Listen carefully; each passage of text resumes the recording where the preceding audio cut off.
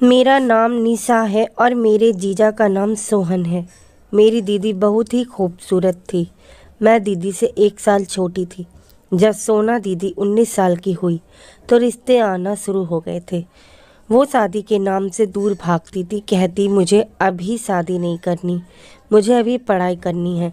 शादी के बाद तो सिर्फ मैं घर के कामकाज में उलझी रह जाऊंगी। उनका सारा ध्यान सिर्फ पढ़ाई की तरफ था और मम्मी पापा भी कहते अभी इसकी उम्र ही क्या है, पढ़ने का शौक़ है तो इसे पढ़ने देते हैं। बस ऐसे ही कहकर वो हर रिश्ते को ठुकराते रहे। टाइम गुजरने का पता ही नहीं चला और दीदी ने बी काम के बाद PhD किया, फिर M काम किया। रिश्ते आते रहे और वो इनकार करती रही। अभी नहीं, पहले कुछ बनूंगी फिर शादी करूंगी। भगवान ही जाने वो क्या बनना चाहती थी। सपने तो उनके बहुत ही बड़े थे। नौकरी की तलाश में उन्होंने बड़े बड़े किरदारों से मिलना शुरू कर दिया। ऑफिसरों के चक्कर भी काटे, लेकिन उन्हें कहीं पर भी नौकरी नहीं मिल पा रही थी। फिर उन्होंने थक हार कर एक स्कूल में कंप्यूटर ऑपरेटर की जॉब कर ली। कुछ टाइम स्कूल में पढ़ाया, फिर घर बैठ गई। बोली कि बच्चों को पढ़ाना अपनी जान देने जैसा काम है। मेरे तो सिर में दर्द होने लगता है। उन दिनों में पढ़ाई कर रही थी और जब जवान थी, और अब जो भी रिश्ता आता वो दीदी को नज़रअंदाज करके मेरा हाथ मांगते, जबकि मेरे मम्मी पापा की इच्छा थी पहले बड़ी बेटी की ही हाथ पीले होंगे। टाइम बीत रहा है, मैंने ऐसे कर लिया। अब सभी मम्मी पापा को समझाते कि तुम लोग अच्छे अच्छे रिश्तों को ठुकराते जा रहे हो। कहीं ऐसा ना हो बड़ी बेटी के चक्कर में छोटी बेटी भी घर पर ही रह जाए। मम्मी पापा दीदी की शादी को लेकर बहुत परेशान थे और अब इन हालातों से घबराकर मम्मी ने शादी करवाने वालों से सहारा लेना शुरू कर दिया। मम्मी ने उन्हें पैसे भी दिए और कहा मेरी बेटियों के लिए अच्छा रिश्ता लेकर आओ। रिश्ता करवाने वाली औरत एक दिन रिश्ता लेकर आई। मम्मी पापा उनसे मिलने गए। लड़के की मम्मी पापा ने लड़के की तारीफ में जमीन आसमान एक कर दिए कि लड़का बहुत अच्छा है, लाखों में एक है वगैरह। फिर कुछ दिन बाद मम्मी पापा लड़के के घर जाकर दोबारा लड़के से मिलने लगे। लड़का देखने में इतना अच्छा नहीं था, शक्ल सूरत भी कुछ खास नहीं थी, मगर वो लोग मेरे मम्मी पापा से इस तरह शराफत से पेश आए। मेरे सीधे साधे माँ बाप ने हाँ कह दी और 3 महीने बाद ही शादी की तारीख रखी गई और घर में शादी की तैयारियां शुरू हो गईं। शादी की तैयारियों में 3 महीने ऐसे बीत गए जैसे अभी 3 दिन पहले की बात हो। देखते ही देखते शादी का दिन आ गया और हम लोग मेहंदी वाले दिन लड़के के घर लड़के को मेहंदी लगाने गए तो मैंने पहली बार अपने जीजा को देखा था। उस पर नज़र पड़ते ही मेरी चीख निकलते निकलते रह गई। पक्का रंग और मामूली शकल सूरत और सर से गंजा तो थोड़े बड़े चमक देखकर पहले तो मुझे बहुत हंसी आई, फिर दीदी की किस्मत पर रोना आ गया कि दीदी की कैसी किस्मत फूटी है। मैं यही सोचने लगी, इतने अच्छे अच्छे रिश्तों को ठुकराया था और अब ये अजनबी शकल उसे डोली में लेने आ गया। जैसे ही मैंने उसे मेहंदी लगाने के लिए हाथ आगे करने को कहा और मेहंदी लगाने लगी, उसने मेरा हाथ पकड़ लिया। मेरा दिल वही टूट कर रह गया। जो मेरे दिल में जीजा के लिए इज्जत थी वही चकनाचूर हो गई। मैं तो अपना हाथ झटक कर एक तरफ हो गई। फिर उन्हें दूसरी लड़कियों को मेहंदी लगाने को कहा और मैं उसे देखे जा रही थी। यह सोचकर हैरान थी मम्मी और पापा को इस इंसान में क्या पसंद आया जो बिना देखे भापे जल्दी से हाँ कर दी। मेरी नज़र उन्हीं पर थी। दूल्हे राजा तो बढ़ चढ़कर लड़कियों से बातचीत में हिस्सा ले रहे थे, मजाक किए जा रहे थे। शायद उनके खानदान में इस तरह के गंदे मजाक करने का रिवाज होगा। मैं एक तरफ खामोश खड़ी थी। मुझे खामोश खड़ा देखकर मुझे आवाज़ लगाने लगे, साली साहिबा इधर तो आओ। भाई हम तो अपनी साली के हाथ से ही पान खाएंगे, हमारी ये इच्छा पूरी नहीं करोगी क्या? उनकी ये इच्छा सुनकर सारी औरतें हंसने लगी और ऊंची ऊंची आवाज़ में कहने लगी, कहीं पान खाने के बहाने साली का हाथ ना खा लेना। इस तरह के मजाक तो हर शादी में आमतौर पर होते हैं, पर मुझे यह मजाक पसंद नहीं आया और मैंने मजाक करने वाली औरतों को गुस्से से देखा। उनमें से एक औरत पान ले आई और मेरे हाथ में थमा दिया और मुझसे बोली, लो अपनी जीजा की इच्छा पूरी कर दो। तुम्हारे जीजा ने तुमसे पहली फरमाइश की है, फिर तुम भी बदले में इससे कुछ भी लेने की फरमाइश करना। मैं अपने दिल में उसको गाली दे रही थी मगर जुबान से कुछ न बोली। स्टेज पर बैठे जीजा पान खाने को बड़े बेचैन हो रहे थे और बार बार बोल रहे थे, साली साहिबा अब खिला ही दो, तुम तो हमारी छोटी साली हो। मेरे हाथ में पान था लेकिन मेरे कदम समझो वहीं जम चुके थे। फिर एक लड़की मेरी तरफ बढ़ी और मुझे जीजा जी के तरफ ले जाने लगी और मुझे पकड़कर उसके पास ले गई। जैसे ही मैंने पान खिलाने के लिए उनकी तरफ हाथ बढ़ाया तो उन्होंने मेरी कलाई पकड़ लिया और अपनी तरफ खींचने लगे। जैसे ही मैंने पान खिलाया तो उन्होंने मेरी दोनों उंगली काट ली। मेरी तो चीख ही निकल गई और जीजा जी मुस्कुराने लगे। मैं अपने आंसू पोंछती हुई स्टेज से नीचे उतरकर भागने लगी। मेरा चीख कर थप्पड़ मारने को जी चाह रहा था और मुझे अपनी मम्मी पापा पर बहुत गुस्सा आ रहा था कि उन्होंने कैसे लड़के को पसंद किया है। सगाई होने तक मैं ऐसे ही खोई खोई सी रही और शादी के कामों में भी मन नहीं लग रहा था। अपनी दीदी की तरफ एक नज़र उठाकर देखी तो रोने को मन करता। शादी का दिन आया और दीदी विदा होकर उनके घर चली गई। अब जब भी दीदी घर आती तो मैं यह देखकर हैरान रह जाती कि उनके पति के हाथ में एक एक डब्बा होता जिसमें बहुत सारे पान होते और मजाक मजाक में मुझसे कहते कि एक पान और तुम ही खिला दो ना। चाहते हुए भी मैं अपनी दीदी की वजह से कहीं उनका घर ना खराब हो जाए, मैं उनको पान खिला देती और मुझे और दीदी को भी पान खाने को कहते और हम पान खाने से इनकार कर देते। शुरू के दिन तो दीदी को ले आते, फिर उन्होंने आना जाना कम कर दिया था।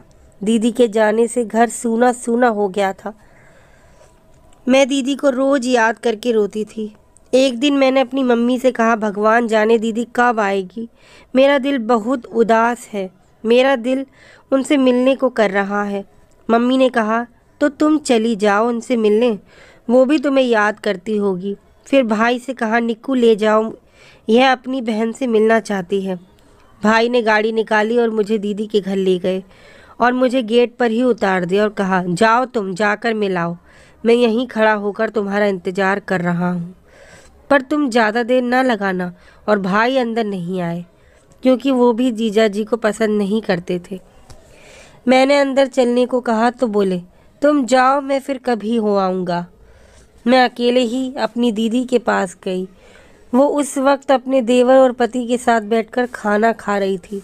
मुझे देखते ही जीजा की आंखों में चमक आ गई और कहने लगे, तुम आ ही गई हो ना, अच्छा बताओ पान लाई हो?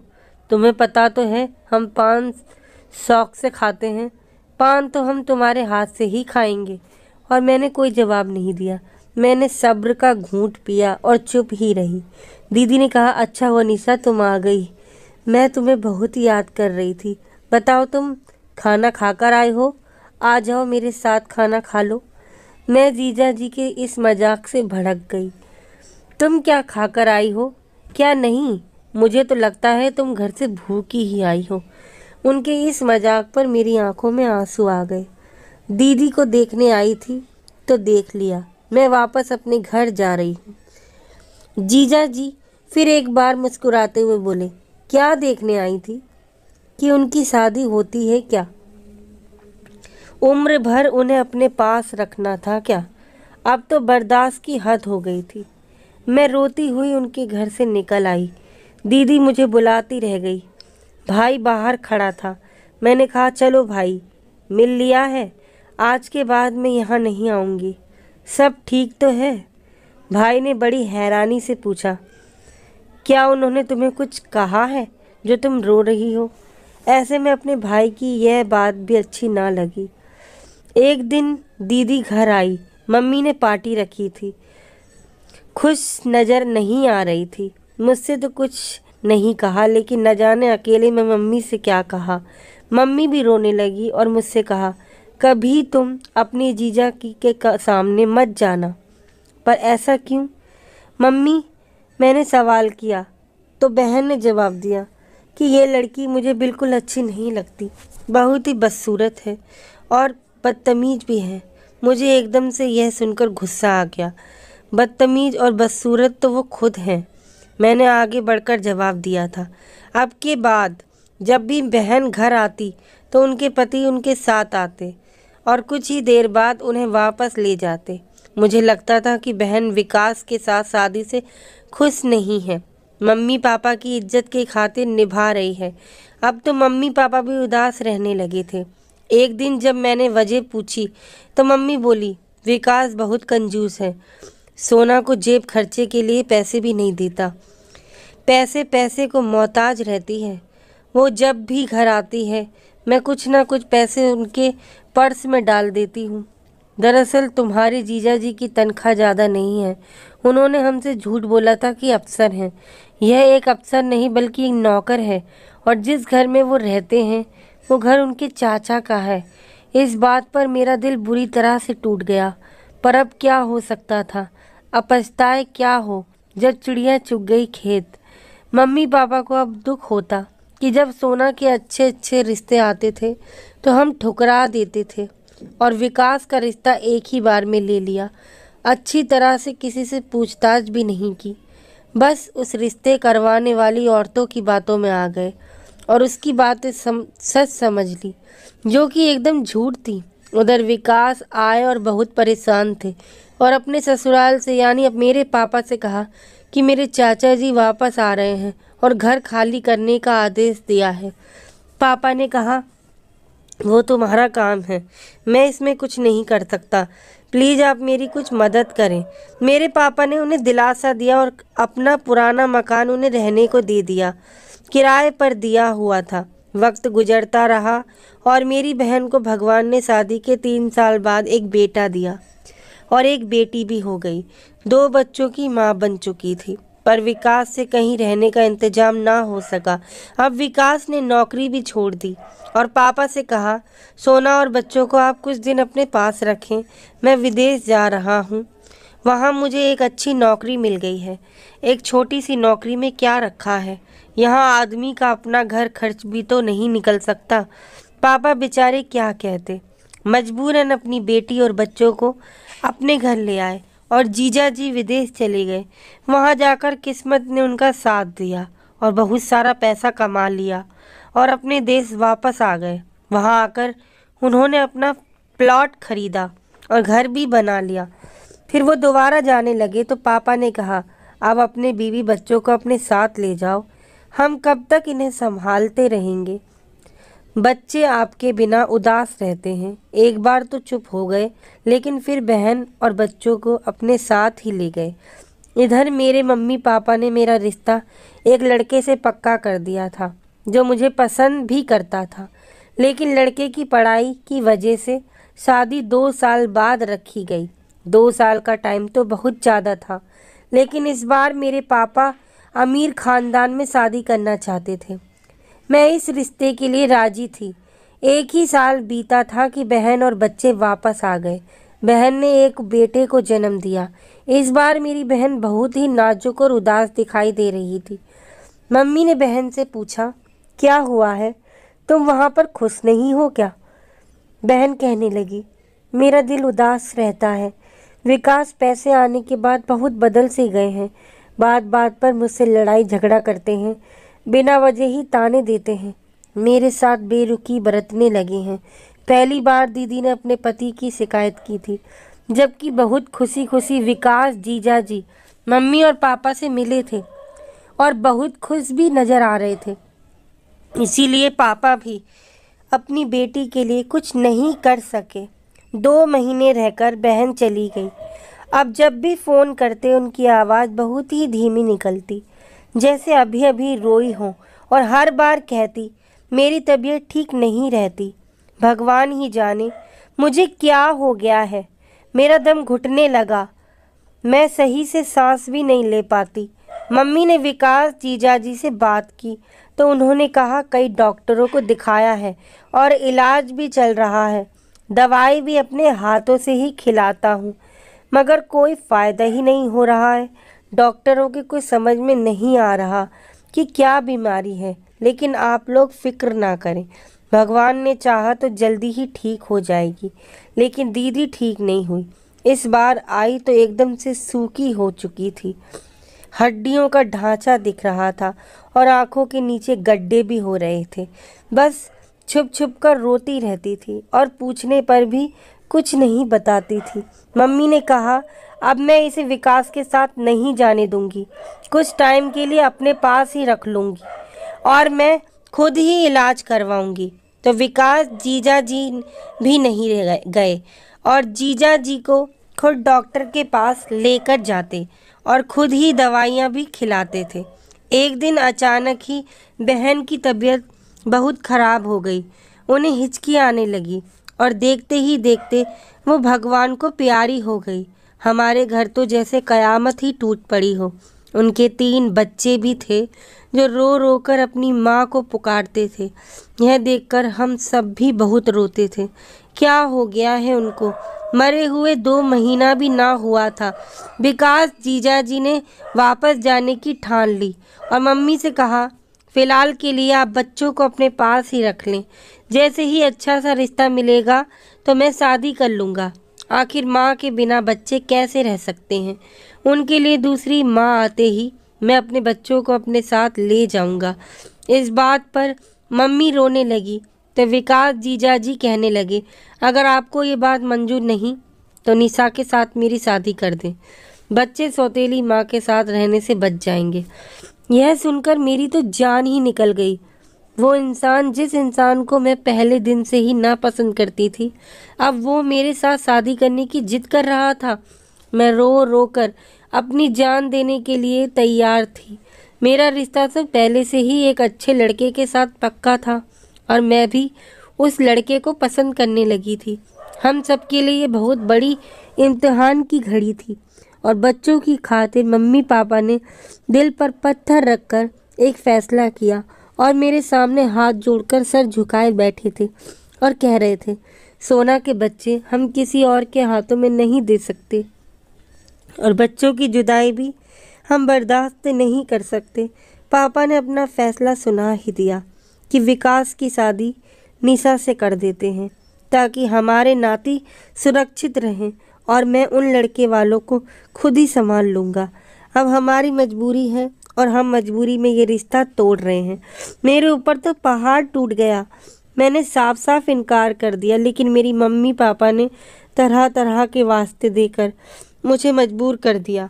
जब विकास से शादी हुई तो मुझे अपना मंगेतर बहुत याद आया। मैं इतना रोई कि रोते रोते गले में सांस आकर अटक गई। लेकिन जो भी हो, किस्मत के लिखो को कोई नहीं मिटा सकता।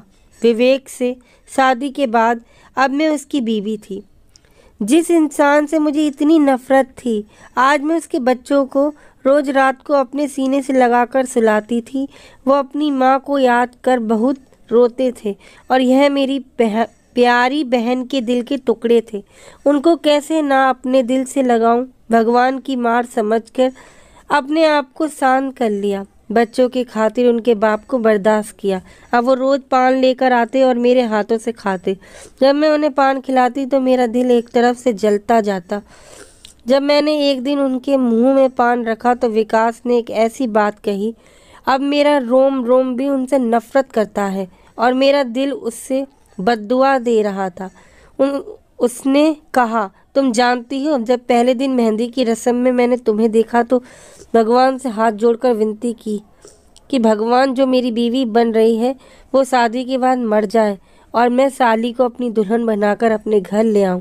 और भगवान ने मेरी विनती सुन ली। देखो, आज वो मर गई है और तुम मेरी बीवी बन गई हो।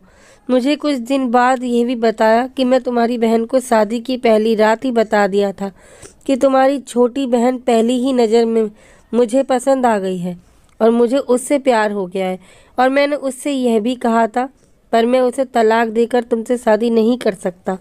भगवान करे तुम जल्द मर जाओ ताकि मैं उसे अपने दिल की रानी बना कर। काश विकास की ये बात सुनने से पहले मैं मर जाती और मेरी बहन जिंदा रहती, बच्चों को पालती और उनकी खुशियाँ देखती। आज मैं उसी विकास की बीवी हूँ जिससे मैं नफरत करती हूँ लेकिन दीदी के बच्चों से मुझे बहुत प्यार है। यह सोचकर कि बच्चे हैं, बच्चों के सामने पति के साथ बड़े ही प्यार से बात करती हूँ। यह मेरा दिल ही जानता है कि मेरे दिल में क्या है। शादी वाले दिन ही ये इरादा कर लिया कि वो अपनी बीवी की बहन से शादी करेगा, और यह बात वो अपनी बीवी से कहकर दीदी को भी बहुत परेशान करता था। दीदी उसके साथ कैसे खुश रह सकती थी। सोचती हूँ इस आदमी के साथ खुशी भरी जिंदगी कैसे गुजारी जा सकती है। कितनी बेरुखी सी दीदी को सताया होगा कि वो बीमार रहने लगी, फिर न जाने कैसे दवाइयाँ खिलाई जो वो अपनी ज़िंदगी से ही जंग हार गई। अब तो ये सब मेरे दिल से कभी भी नहीं जाएगा। मैं किसी से अपने दिल की बात को भी नहीं कह सकती। औरत का नाम ही मजबूरी है। मर्द तो आखिर मर्द होता है, और पति कैसा भी हो फिर भी सर का ताज ही रहता है, और उसके लिए भगवान से दुआ करना भी औरत का फ़र्ज होता है।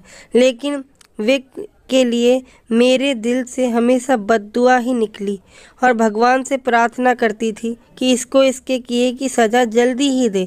अभी 1 साल ही बीता था कि विकास को पान खाने की वजह से कैंसर हो गया और वो बिस्तर पर पड़ गया। बहुत इलाज कराने के बाद भी वो बच ना सका। आखिरी सांसों में उन्होंने मेरे मम्मी पापा को बुलवाया और हम सबसे माफ़ी मांगी और कहा कि यह सब कुछ उन्हें उनके किए की सज़ा मिल रही है।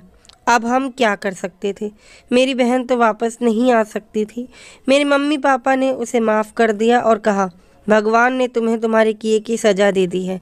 विवेक की मौत के बाद कुछ समय बीता और फिर एक बार राज के घर वाले मेरे घर आए और अपने बेटे के लिए रिश्ता मांगा, और राज के मम्मी पापा ने भी मुझे बच्चों के साथ बहू के रूप में स्वीकार किया, और मेरे मम्मी पापा ने हाँ कर दी। आखिर इतना सब कुछ होने के बाद मेरी शादी राज से हो गई।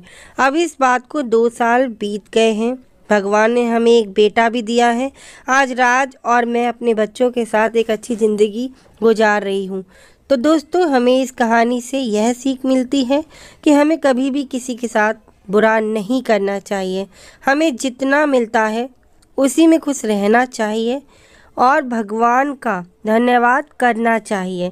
अगर आपको मेरी कहानी अच्छी लगी हो तो कमेंट बॉक्स में अवश्य बताएं, और वीडियो को लाइक करें। चैनल पर नए हैं तो चैनल को सब्सक्राइब करें। धन्यवाद।